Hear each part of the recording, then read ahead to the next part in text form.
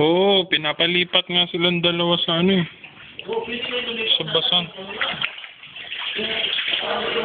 Ha? Para kayo po. Ano ma? But okay, mawawala na tumulong ng gabi. Makakapula pa ako bukas. Ito naman yun.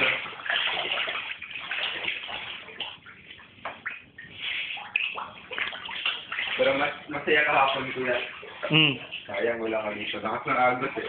Natangay. Natangay ko? Sabi na niya tumawid ulit. Si ate naglublog sa tubig. Ay, Bob, bumalik. Sasanapin po, sasagipin niya ako eh. Siya, papa ko. Panapli na ako eh. Ate nasa may gitna. Gumiting. Yung bed ko nag-survive.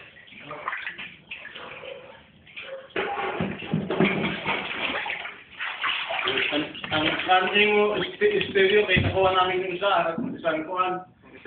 Isang speaker basa. Yung aking survive fucking facto ko, no damage. Nandoy mo laptop nila sa taas. Laptop nila. Buti si Mama nakarating, akala mo nila siya. Kaya ano nga, dun nga natulog sa ano. Basa? Dun natulog sa airport kagabi. Airport sa Cagayan? Sa Manila, dito sa airport. Di ba alis? Oo. Baka yung ba sa inyo kaya? Sa amin hindi eh. Yung take 7 daw, hindi eh.